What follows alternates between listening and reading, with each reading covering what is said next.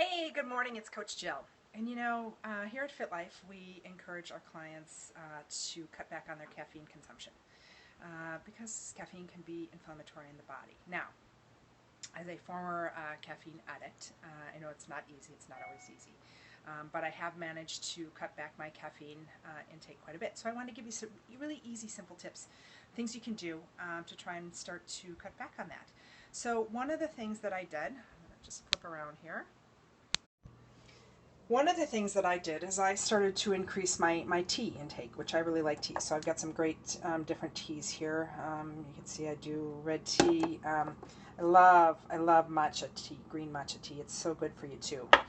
But a couple of the other things that you can do, there's a product called Ticino. This is another one of my favorites. And this tastes just like coffee, except it's not. There's no caffeine. It's completely caffeine. It's a herbal coffee alternative. Works really great. You can get this either in bags,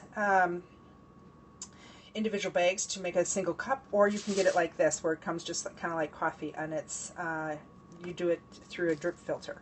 So that's a great possibility. Now, the other thing that you can do, and one of the tips that I have done too, is I started combining to cut back. So instead of full caffeinated coffee, I went to half calf.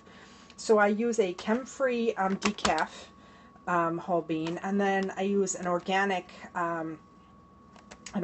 bean, whole bean, and I do that half and half. So I'm doing actually half calf on that, and really cut that back. And a couple of the other tricks that I can tell you, because I used to be a pot a day. Literally, I could nurse a pot or two a day with coffee. I found ways to cut back on the amount of coffee and still be satisfied. So let's talk about that here. One of the things that I do not use a coffee maker anymore. I use a French press, so I'm controlling the amount of coffee that I make, and so usually I get 1 to 2 cups max out of that. You don't even have to make the whole thing. But I also utilize this. This is really great. It's a single serve drip coffee maker. So it sits right on top of your mug, and you pour your water through, and you can do it that way. Now, one of the other things, and the last tip that I'm going to give is, if you're a big cream person, or you like the flavored creamers, things like that, those calories can count up and add up for you. And so one of the easy tricks that I have found is using almond coconut milk or cashew milk in my coffee. Because that creaminess that the cream usually has, but it will also, cut back on that sugar that you find in all those flavored creamers. So I encourage you to try some of these tips.